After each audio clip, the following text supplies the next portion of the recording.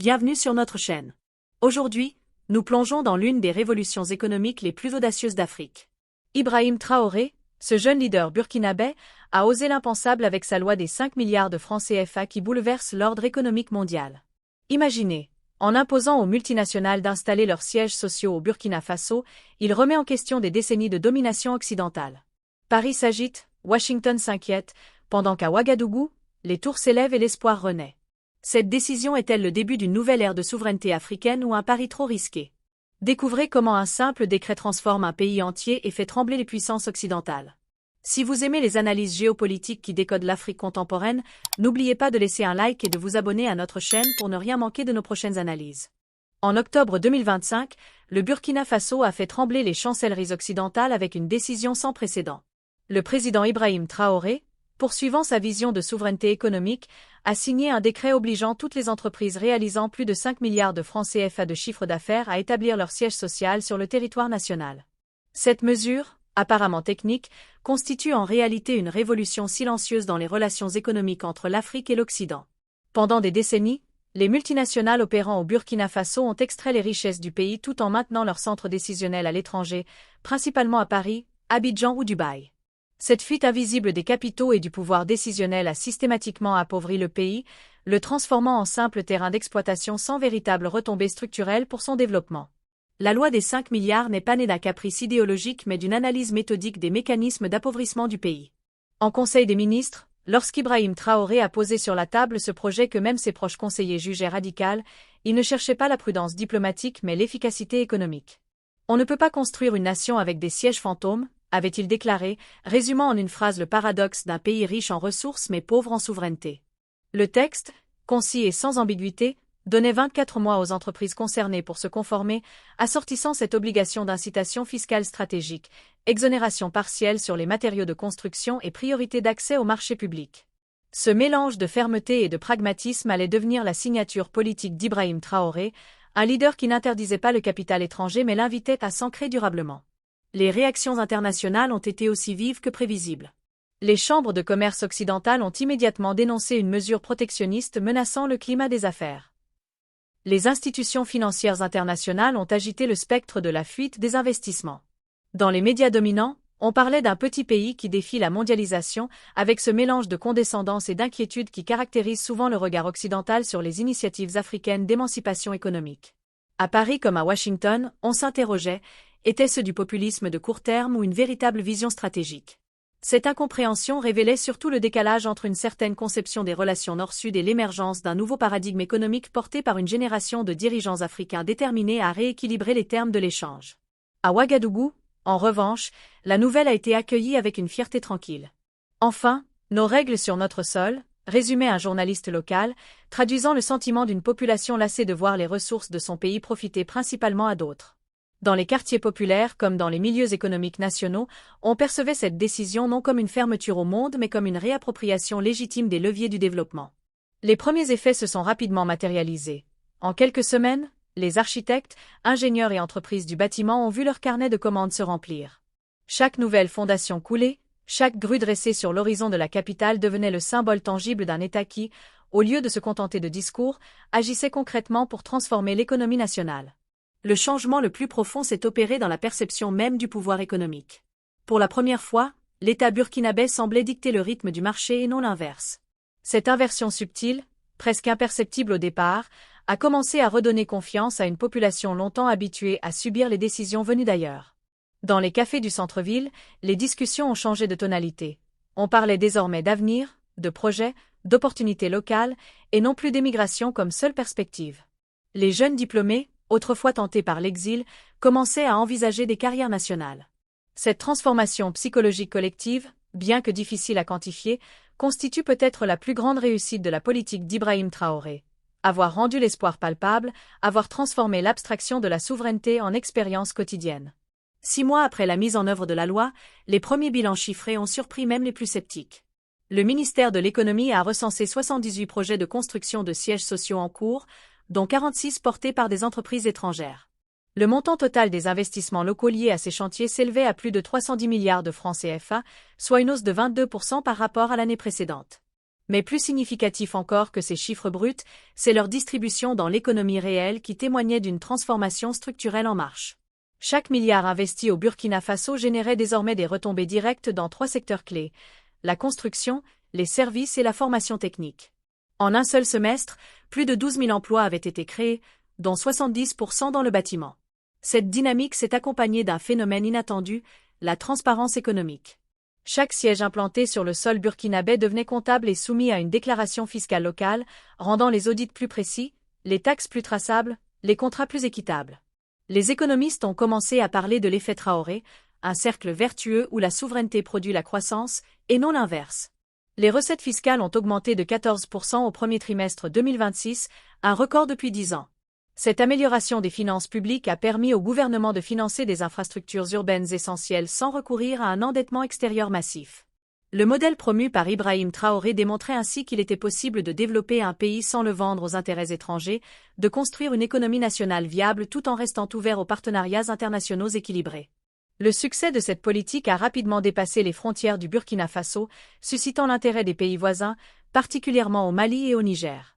Des délégations officielles sont venues observer sur place les résultats concrets de cette approche nouvelle. Les discussions autour d'une charte économique sahélienne ont commencé à évoquer la possibilité d'étendre ce modèle à d'autres secteurs stratégiques: énergie, télécommunications, mines. À Accra, un économiste ghanéen résumait ainsi cette évolution: ce n'est pas du nationalisme, c'est du réalisme. Traoré ne ferme pas les portes, il change les serrures. Cette formule illustre parfaitement la nature de la révolution en cours, non pas un repli sur soi, mais une redéfinition des règles d'engagement économique permettant de passer d'une relation d'exploitation à un partenariat mutuellement bénéfique. Le Burkina Faso devenait ainsi, sous l'impulsion d'Ibrahim Traoré, un laboratoire d'émancipation économique dont les enseignements pourraient transformer durablement l'ensemble de la région sahélienne. La révolution économique initiée par Ibrahim Traoré au Burkina Faso est d'autant plus remarquable qu'elle s'est construite sur une approche méthodique plutôt que sur des slogans idéologiques. Contrairement aux révolutions traditionnelles qui s'accompagnent souvent de bouleversements spectaculaires mais éphémères, celle-ci s'est déployée discrètement, pierre après pierre, contrat après contrat, bilan après bilan. Le gouvernement a défini une feuille de route précise pour transformer durablement l'architecture économique du pays sans céder aux sirènes des solutions miracles. Première étape, cartographier systématiquement les sièges installés et en construction. Chaque bâtiment a été géolocalisé et rattaché à un code fiscal unique, créant ainsi une transparence inédite qui a permis d'éviter les duplications, la corruption et le gaspillage de ressources.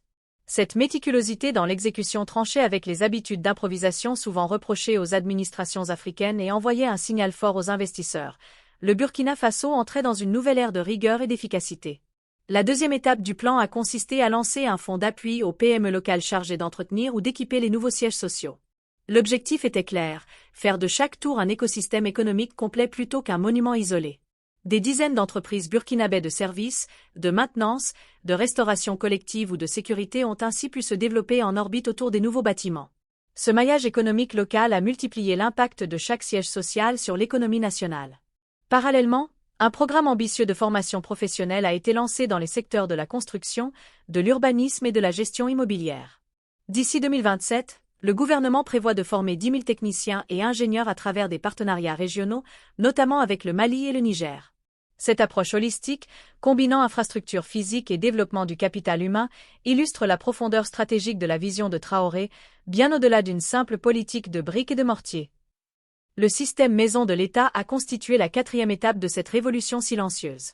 Cette plateforme numérique a transformé la gestion des permis de construire et des déclarations fiscales en un guichet unique accessible à tous les investisseurs, qu'ils soient nationaux ou étrangers. La dématérialisation des procédures administratives a considérablement réduit les délais et limité les opportunités de corruption. Un investisseur pouvait désormais suivre en temps réel l'avancement de son dossier, connaître le nom du fonctionnaire en charge et disposer d'un calendrier précis des étapes restantes. Cette transparence a créé un climat d'affaires prévisible qui a rassuré même les plus sceptiques parmi les entreprises internationales. Pour compléter ce dispositif, un mécanisme de suivi citoyen a été instauré, permettant aux associations locales d'accéder aux rapports trimestriels d'avancement des projets. Cette dimension participative garantissait que la révolution des sièges reste un bien commun et non l'affaire exclusive des élites économiques ou administratives.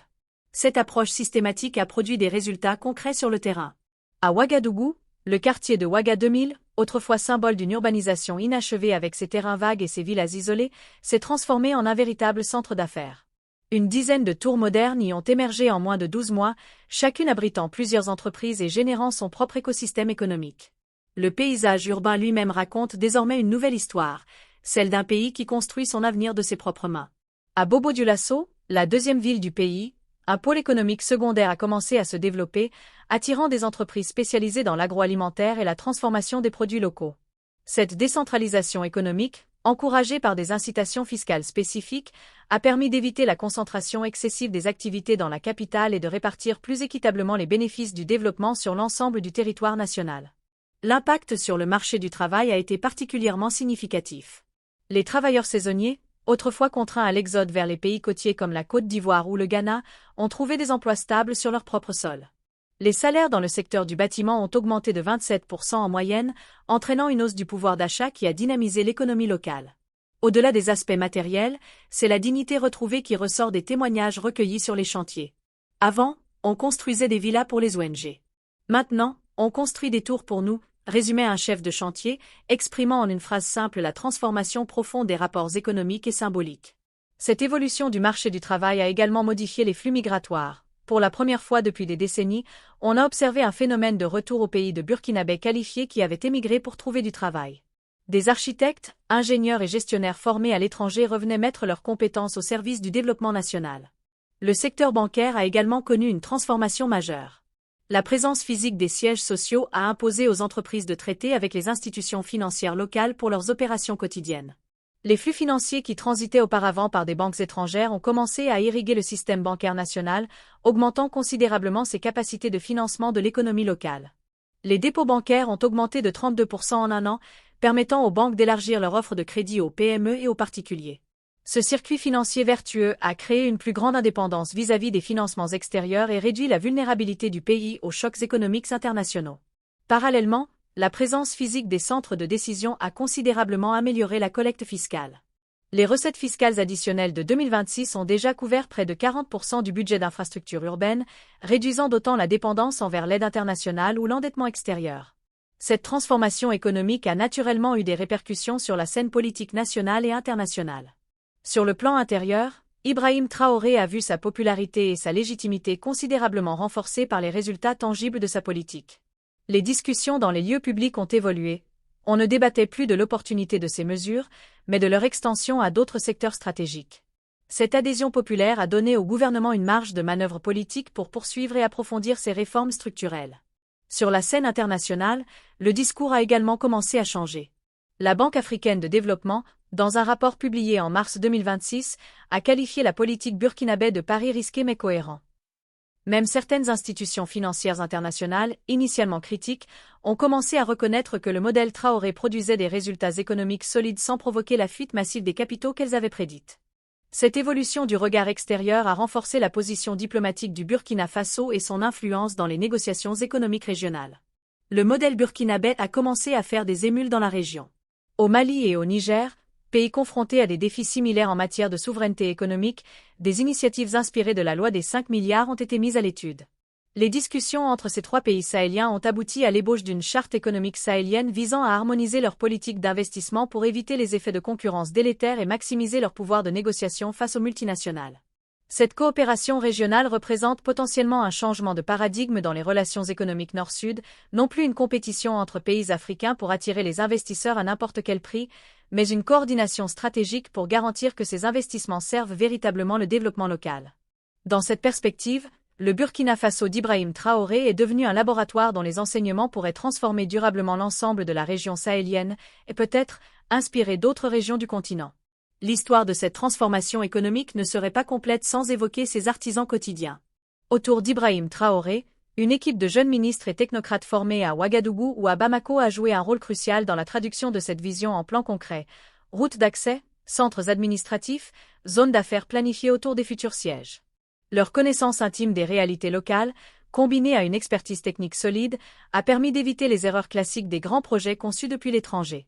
Sur les chantiers, les ingénieurs, les maçons, les électriciens ont travaillé avec une motivation redoublée, conscients de participer à un projet qui dépassait la simple construction de bâtiments. Dans les écoles d'ingénieurs et les centres de formation technique, les enseignants ont adapté leurs programmes pour répondre aux besoins spécifiques de cette nouvelle économie. Cette mobilisation collective, ce sentiment partagé de construire ensemble l'avenir du pays, constitue peut-être la ressource la plus précieuse générée par la révolution économique burkinabé. Pour comprendre pleinement la portée de cette transformation, il faut la replacer dans son contexte historique. Depuis son indépendance en 1960, le Burkina Faso, comme de nombreux pays africains, avait connu plusieurs phases de développement économique sans jamais parvenir à une véritable autonomie. Les plans d'ajustement structurel des années 1980 et 1990, imposés par les institutions financières internationales, avaient affaibli l'État et ouvert l'économie aux investisseurs étrangers sans mécanismes adéquats pour garantir des retombées locales. La politique d'Ibrahim Traoré marque une rupture avec ce cycle de dépendance en réaffirmant le rôle stratégique de l'État dans l'orientation du développement économique. Elle s'inscrit dans la lignée des penseurs de l'indépendance économique africaine comme Thomas Sankara, tout en adaptant leurs principes aux réalités contemporaines de l'économie mondialisée. Ce n'est pas un hasard si la phrase de Traoré « On ne construit pas l'avenir depuis l'étranger » résonne comme un écho à la vision de Sankara.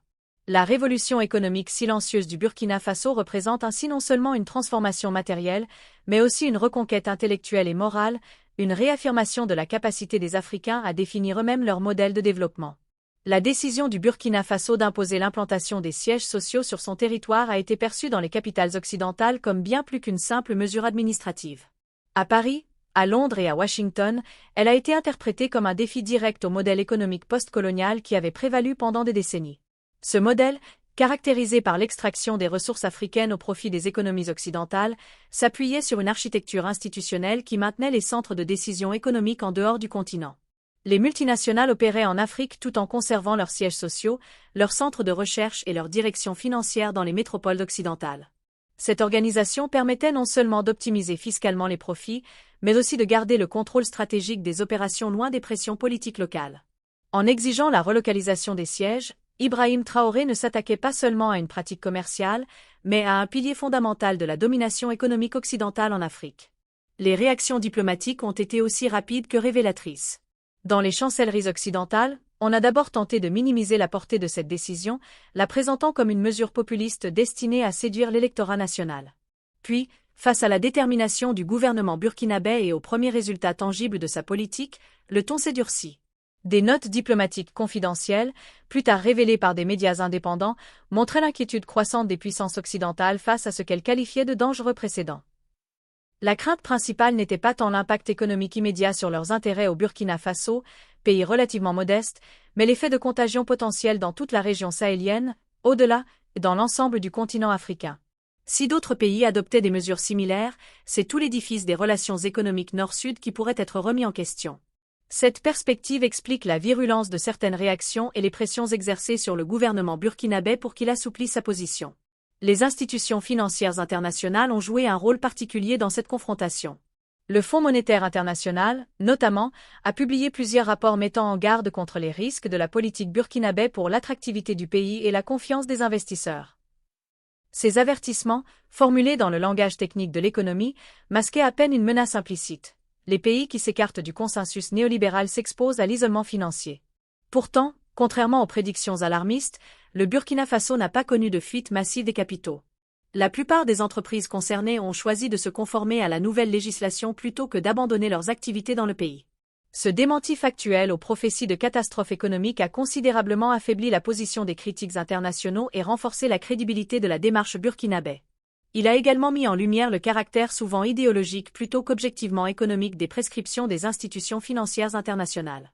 La France, ancienne puissance coloniale et partenaire économique historique du Burkina Faso, s'est trouvée particulièrement déstabilisée par cette évolution. De nombreuses entreprises françaises, notamment dans les secteurs des télécommunications, de la construction et des services, étaient directement concernées par la nouvelle législation. Au-delà des intérêts économiques immédiats, c'est l'influence française dans toute la région sahélienne qui semblait menacée par cette affirmation de souveraineté économique. Les médias français ont largement relayé les critiques contre la politique de Traoré, la présentant comme anti-française et populiste, sans jamais analyser sérieusement sa rationalité économique et ses premiers résultats concrets. Cette couverture médiatique biaisée a révélé la persistance d'un regard postcolonial, incapable de considérer les initiatives africaines d'émancipation économique autrement que comme des menaces à l'ordre international ou des manifestations d'instabilité. Face à cette incompréhension structurelle, le gouvernement burkinabé a choisi la voie des faits plutôt que celle des polémiques, laissant les résultats concrets de sa politique parler d'eux-mêmes. Les États-Unis, moins directement impliqués économiquement que la France, ont néanmoins manifesté leurs préoccupations face à ce qu'ils percevaient comme un précédent potentiellement déstabilisateur pour les intérêts occidentaux en Afrique. Dans une logique de compétition géopolitique accrue avec la Chine et la Russie pour l'influence sur le continent africain, Washington craignait que l'exemple burkinabé n'encourage d'autres pays africains à revoir leurs relations avec les puissances occidentales. Des notes internes du département d'État, révélées plus tard, évoquaient la nécessité de contenir la contagion du modèle Traoré en proposant des alternatives attractives aux pays de la région. Cette réaction confirme que l'enjeu dépassait largement le cadre économique pour toucher au fondement même des relations internationales contemporaines.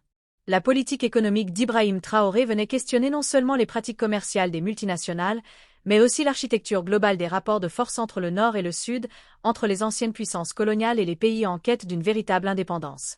Face à ces pressions internationales, Ibrahim Traoré a fait preuve d'une remarquable constance stratégique.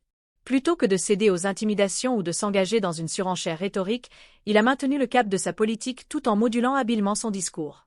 Dans ses rares interventions médiatiques, il a systématiquement présenté la loi des 5 milliards non comme une mesure hostile aux investisseurs étrangers, mais comme une invitation à participer plus équitablement au développement du pays. L'indépendance n'est pas un isolement, c'est une discipline, avait-il déclaré, résumant ainsi sa philosophie économique. Cette approche pragmatique lui a permis de désamorcer partiellement les critiques tout en préservant l'essentiel de son projet. Elle a également contribué à diviser ses opposants internationaux, certains reconnaissant progressivement la légitimité et la cohérence de la démarche burkinabé, tandis que d'autres maintenaient une opposition frontale. Cette habileté diplomatique, conjuguée à la détermination dans l'action, caractérise le style de leadership de Traoré et explique en grande partie sa capacité à résister aux pressions extérieures. La trajectoire future du modèle économique initié par Ibrahim Traoré s'articule autour de 3 scénarios potentiels qui façonneront non seulement l'avenir du Burkina Faso mais possiblement celui de toute la région sahélienne. Le premier, le plus probable selon les analystes régionaux, est celui d'une consolidation silencieuse mais déterminée. Dans cette perspective, les chantiers se poursuivraient à un rythme soutenu, les nouveaux sièges sociaux s'achèveraient progressivement et la dynamique économique s'installerait durablement dans le paysage national. La croissance se stabiliserait autour de 5% annuel, portée principalement par les secteurs de la construction et des services connexes. Les institutions internationales, après leurs critiques initiales virulentes, commenceraient à reconnaître la cohérence et l'efficacité du modèle burkinabé, intégrant progressivement ces enseignements dans leurs recommandations pour d'autres pays en développement. Ce scénario suppose une continuité politique et un climat social relativement stable, condition que le gouvernement d'Ibrahim Traoré s'efforce de maintenir en privilégiant les résultats concrets sur les déclarations triomphalistes, la discipline de l'action sur l'exaltation idéologique. Le deuxième scénario, plus ambitieux mais également plausible à moyen terme, est celui d'une expansion régionale du modèle. Si la tendance actuelle aux rapprochements économiques entre les pays du Sahel se confirme, le pacte sahélien pourrait évoluer d'une simple coordination diplomatique vers un véritable cadre d'investissement commun. Des capitaux asiatiques et arabes, attirés par la stabilité croissante et les perspectives de développement du bloc Burkina-Mali-Niger, viendraient financer des infrastructures partagées essentielles, zones franches transfrontalières, corridors ferroviaires modernisés, réseaux énergétiques intégrés. Dans cette configuration optimale, la croissance économique burkinabé pourrait atteindre ou dépasser les 8% annuels, transformant progressivement le pays en un centre logistique et commercial majeur pour toute l'Afrique de l'Ouest. Le modèle d'Ibrahim Traoré dépasserait alors sa dimension nationale pour devenir le fondement d'une nouvelle architecture économique régionale, redéfinissant profondément les relations entre les pays sahéliens et leurs partenaires internationaux, qu'ils soient traditionnels ou émergents. Un troisième scénario, moins favorable mais qu'il serait imprudent d'écarter entièrement, est celui d'un retour des pressions externes et des tensions internes. Les sanctions financières pourraient réapparaître sous des formes plus sophistiquées, restrictions d'accès aux marchés internationaux, ralentissement délibéré des importations stratégiques, isolement diplomatique progressif. Simultanément, les adversaires politiques intérieurs, soutenus par certains intérêts étrangers, pourraient intensifier leurs critiques et tenter de déstabiliser le gouvernement. Dans cette configuration, l'administration Traoré serait contrainte de resserrer significativement les dépenses publiques, au risque de ralentir la dynamique économique enclenchée. Cependant, même dans ce scénario pessimiste, les infrastructures déjà réalisées et les mécanismes économiques mis en place serviraient de tampon, offrant une base solide de résistance. Comme l'aurait formulé un conseiller proche du président, ce qui est construit ne peut plus être sanctionné, une formule qui résume la philosophie profondément matérialiste de la révolution économique burkinabé. Au-delà de ces scénarios macroéconomiques, c'est peut-être dans la transformation du quotidien des citoyens ordinaires que réside l'impact le plus durable du modèle Traoré. Dans les marchés d'Ouagadougou, les chauffeurs de mototaxi discutent désormais avec animation des nouveaux quartiers d'affaires et de leurs opportunités. Dans les universités, les étudiants débattent non plus des stratégies d'émigration mais des filières d'avenir dans l'économie nationale. Cette politisation de la vie quotidienne ne s'exprime pas par une adhésion idéologique abstraite mais par une participation concrète à la transformation du pays. Le concept de souveraineté, autrefois théorique et distant, est devenu une expérience tangible, vécue à l'échelle du quartier, de l'entreprise, de la famille. Ce glissement d'échelle constitue peut-être la réussite la plus profonde d'Ibrahim Traoré, avoir transformé une vision politique en mouvement populaire sans pour autant en faire un culte de la personnalité. Le président apparaît non comme un héros mythique mais comme un catalyseur, un facilitateur du changement collectif. La dimension symbolique de cette transformation ne doit pas être sous-estimée. Dans un continent où les promesses politiques restent souvent lettre morte, où les grands projets s'enlisent fréquemment dans la corruption et l'inefficacité, le modèle burkinabé offre un contre-exemple saisissant. Chaque nouveau siège social achevé, chaque grue visible dans le ciel d'Ouagadougou raconte une histoire différente, celle d'un État qui tient ses engagements, d'un gouvernement qui transforme les paroles en actes. Cette restauration de la confiance dans l'action publique représente peut-être le capital politique le plus précieux généré par la politique d'Ibrahim Traoré. Elle ouvre la voie à d'autres réformes structurelles dans des domaines aussi essentiels que l'éducation, la santé ou l'agriculture, secteur où la transformation sera nécessairement plus lente mais tout aussi fondamentale pour l'avenir du pays. Dans cette perspective, la révolution des sièges apparaît comme la première étape d'un processus de développement endogène plus large, comme le socle matériel et psychologique sur lequel pourra se construire un nouveau modèle de société.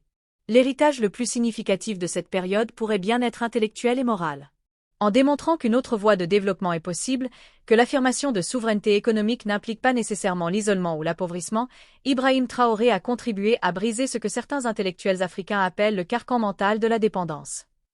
Cette émancipation cognitive, cette capacité retrouvée à imaginer et mettre en œuvre des solutions originales aux défis du développement, constitue une ressource inestimable pour les générations futures. Dans les écoles et les universités burkinabais, une nouvelle génération grandit avec l'exemple concret d'une transformation économique réussie, initiée et pilotée par des Africains. Cette expérience vécue de l'autodétermination pourrait façonner durablement leur vision du monde et leur rapport à l'action collective, créant ainsi un cercle vertueux d'innovation et d'autonomisation. Nous ne cherchons pas la facilité, nous cherchons la constance, avait déclaré Ibrahim Traoré, définissant ainsi l'horizon à long terme de son projet, non pas des succès spectaculaires mais éphémères, mais une transformation profonde et durable des structures économiques et des mentalités. Les prochaines années seront cruciales pour déterminer lequel des scénarios évoqués se réalisera. La capacité du gouvernement à maintenir l'équilibre entre fermeté dans ses principes et flexibilité dans leur application, entre affirmation de souveraineté et ouverture aux partenariats internationaux équitables, déterminera largement l'issue de cette expérience unique. Vous l'avez compris, avec sa loi des 5 milliards de francs CFA, Ibrahim Traoré ne construit pas seulement des immeubles, il redessine l'avenir économique du Burkina Faso et peut-être de toute l'Afrique. À travers cette politique audacieuse, c'est tout un continent qui reprend possession de son destin, brique après brique. Alors que les tours s'élèvent à Ouagadougou, c'est un message puissant qui résonne jusqu'aux capitales occidentales, l'Afrique refuse désormais d'être simplement exploitée et exige sa juste place dans l'économie mondiale. Merci infiniment pour vos commentaires qui enrichissent toujours notre réflexion collective. Si cette analyse vous a plu, n'hésitez pas à laisser un like et à partager cette vidéo. Nous vous donnons rendez-vous la semaine prochaine pour décrypter ensemble un autre aspect fascinant de la géopolitique africaine contemporaine. Merci de votre fidélité.